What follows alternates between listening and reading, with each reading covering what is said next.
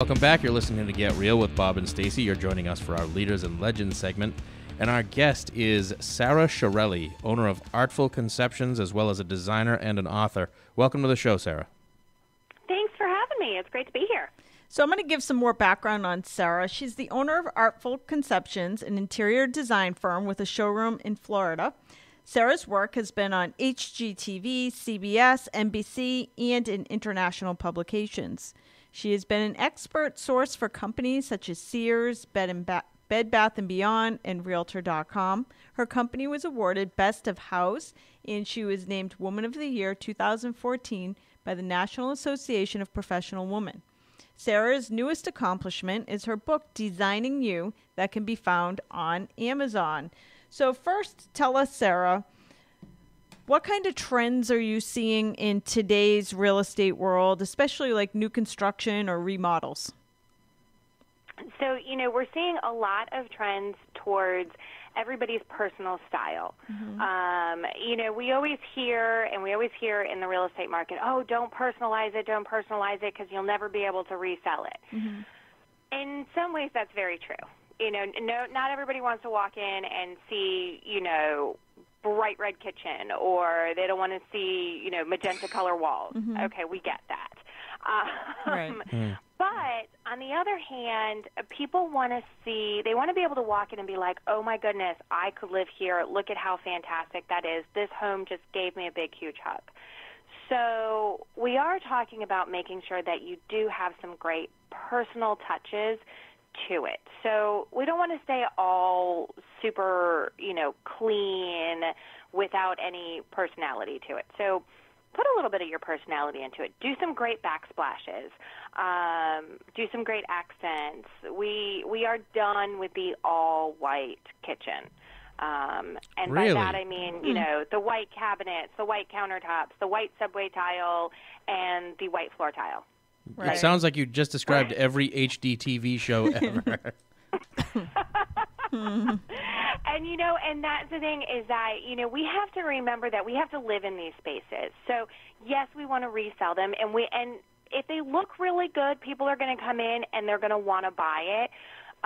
Even if you do have some really unique pieces and things that are done with it. But, yeah, we are so done with that white on white on white on white. And it doesn't mean that white's not fantastic. Let's be honest. All of us ladies, we love a little white with some pretty crystal that plops in there. But we've got to have a little something else to it. So maybe add some color to that backsplash, or go for the floors that are, go for a wood floor, a wood-like floor, whether it is a tile, it's a porcelain made to look like wood, or, we do a lot of what we call luxury plank vinyl, and I know everybody just cringed when I said that word vinyl. But we do it a lot down here on the water, and, we've done it in a lot of homes up north also that are waterfront homes where people are tracking in sand and things all the time. It's a great product because it's 100% waterproof. You don't have to worry about if that dishwasher overflows or anything like that, and it still looks and feels like real wood. So, give a little depth to it. Don't make it so white on white on white on white. So are the kitchen cabinets still staying pretty much white? Is that the trend? It's just throwing some other color in there?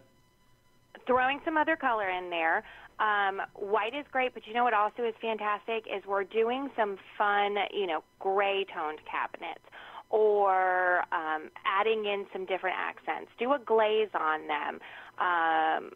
Not so, if you're going to go really white cabinets, make sure you have accents in the other areas. But if you're going to go like a really white countertop, then look at maybe doing a soft gray cabinet, or bring some other colors in. We did one kitchen recently where we actually did a very soft butter yellow cabinet, and it was gorgeous with Carrara marble to die for.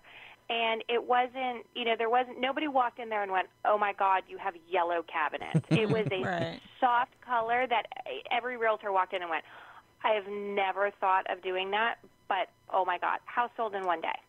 Huh. Wow. I always wonder, I was looking at old photos from the house I grew up in, and we had avocado appliances.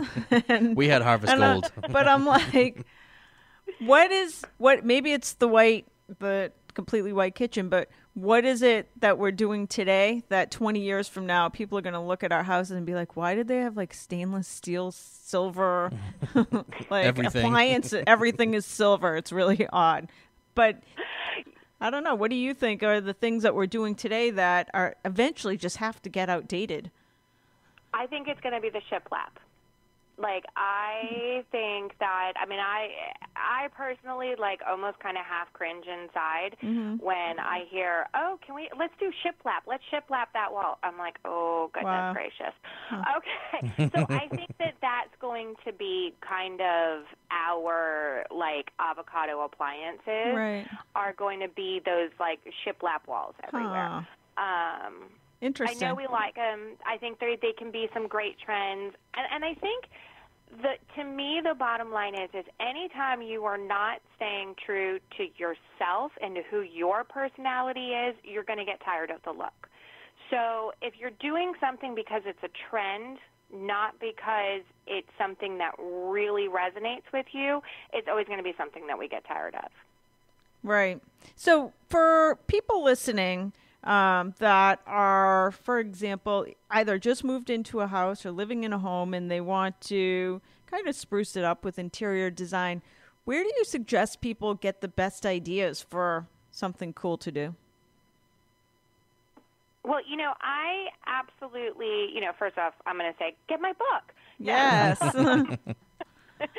Done. But honestly, I love House. I love Pinterest. I think they're great places to look for ideas.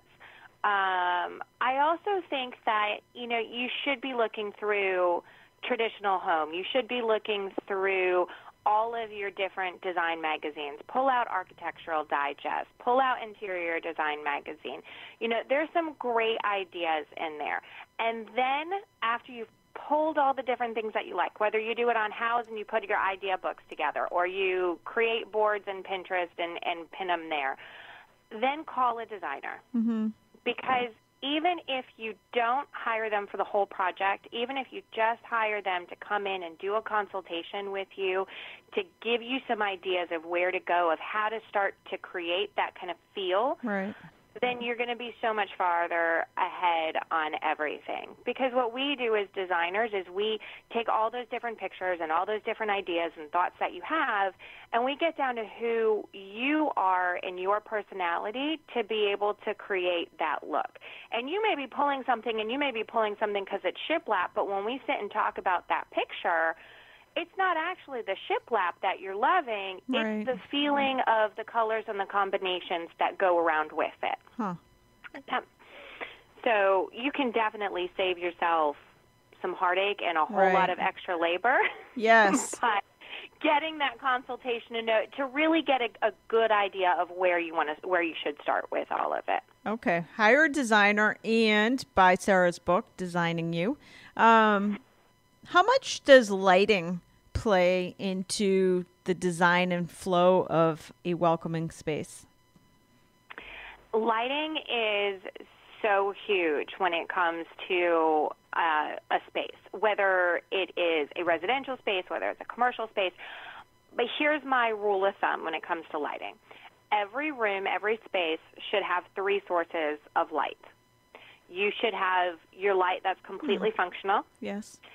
You should have your light that is directional, so highlighting whatever needs to be highlighted, whether it's an artwork or an area or a space. And then you should have your lighting that is just solely decorative. Okay. So if you were in a family room or a living room, you would want overhead lighting to be able to light the room, and I highly recommend you have them on dimmers, so you can have it as bright as you would like, or on a lower level, especially for evenings or casual gatherings or that kind of a thing. Right. You would have table lights for if you're sitting in an area and you're reading and you need a little extra light there, then you have another source of light there. And then I love a light in the center of the room that is just beautiful and decorative and just ties everything together. Wow. Like a ceiling-mounted light in the center? Exactly. Some kind of hanging light that would just tie your whole room together. Or if you have a beautiful fireplace, having fantastic sconces around the fireplace in there. You want to have 3 different sources that can be turned on and off as you need them. Most probability you will almost never have all 3 of them on at the same time, but that's why we want them separate, so that it can be from functional to just your feeling for the room, for the ambiance. Right. Going back to new construction, you mentioned in some stuff you sent over to us, it talks about upgrading counters, because I think especially in the real estate world, when it comes to selling new construction, kitchen is what sells a lot of the properties. And so oftentimes when we sit with a builder, we say, well, you have to have granite countertop. There's a minimum standard of what you need, where in 10 years ago, granite was an upgrade. Now it's like you have to have granite.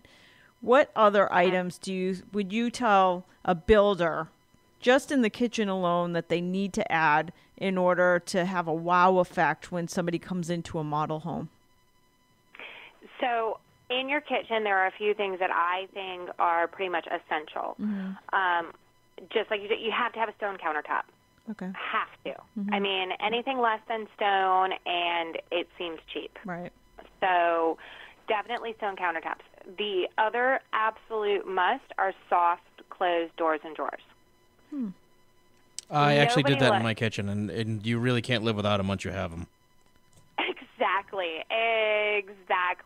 And everybody looks at them, and you have those soft closed doors and drawers, and if you've had them and you walk into a kitchen, you walk into a model home, and you open a drawer and it slams, it's all of a sudden instantly a matter of, oh my gosh, they did cheap cabinetry. Mm-hmm. Which they could have really expensive cabinetry and not have put that feature on it, and it seems it all of a sudden lessens the quality of what it is. I feel like I have cheap cabinets in my house now. Because you don't have the soft close? Yeah, I didn't even know this existed. Oh, and my house is kind of new. It is new. My last house didn't have me either. I didn't even know that was a possibility. Yes. Not having to hear a cabinet door slam is wonderful. Do people ever hire you, like say somebody's buying new construction, before they even negotiate what they're going to do with the builder? Do they bring in an interior designer early? Absolutely. I love a job when we start before any kind of construction or anything starts, so that we can actually do that and we can sit down and talk with them.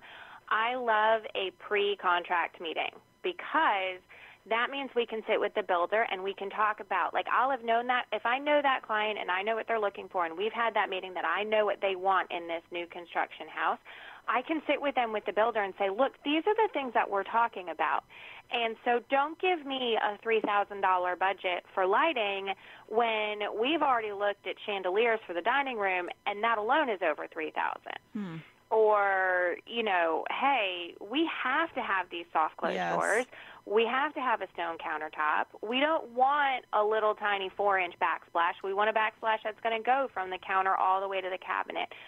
So I don't want to go through all of this, and the worst experience, and I think it's so deflating to every client, is that they get involved with this builder and they love the builder and they get excited and they sign this contract, and then they get to the design session where they start picking pieces and they start picking what goes into their house, and then everything's an upgrade. Yes. If you can avoid that process, you have already got a client that will love you for life. Because as a builder, they get to say, hey, you know what? We met with them beforehand. We told them what we were looking at. We knew what level we were going to be at.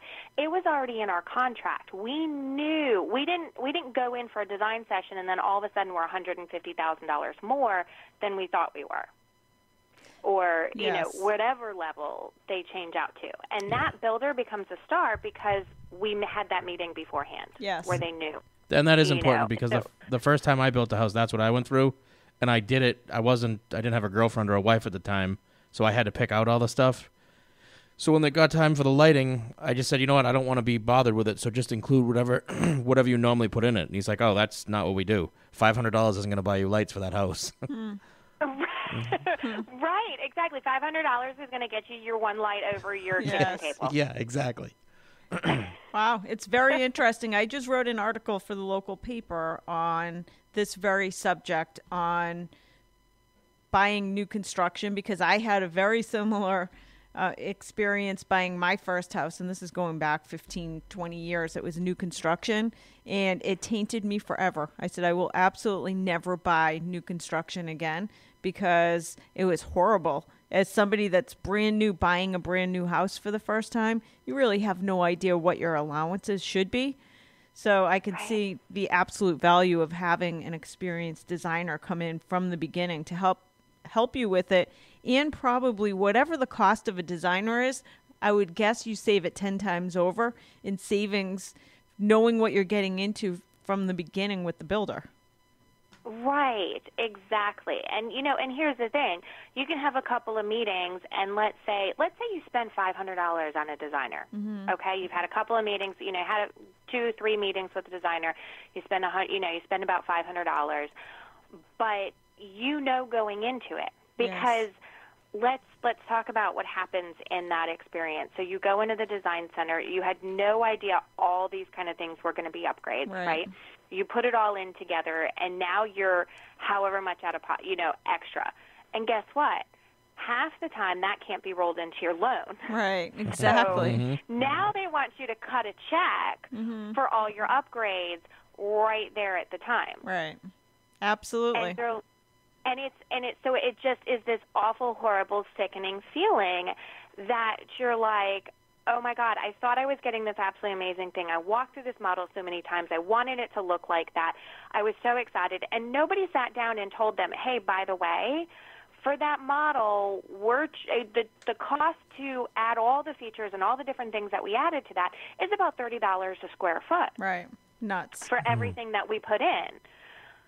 And people don't, and nobody says that to anybody. Right. It's always this kind of like dirty little secret. Right. Well, I have to tell you, there are some builders out there that I absolutely love working with, and that say we're not going to do that dirty little secret. Right. We're actually going to bring our designer in, and before we even write our contract with you, you're going to sit down with a designer, and we're going to talk about what it is that you really want in your house. And then we're going to write the contract around that. And I wish and I pray every day that every builder will turn around and start doing this kind of thing, because it makes such a difference. Because then your realtor's not, how many times does that person then turn around and get upset with the realtor? Exactly. Because, hey, you didn't tell me I was going to have to pay all this extra. Absolutely. Right. Well, unfortunately, our time is up. I could talk about this for hours. For anybody listening, this is Sara Chiarilli. You can check out her book called Designing You on Amazon. Thank you so much for sharing your insight with us today, Sara. Thank you, Sara. Thank you so much for having me. It was great. That's going to do it for this edition of Get Real. Join us again next weekend for more.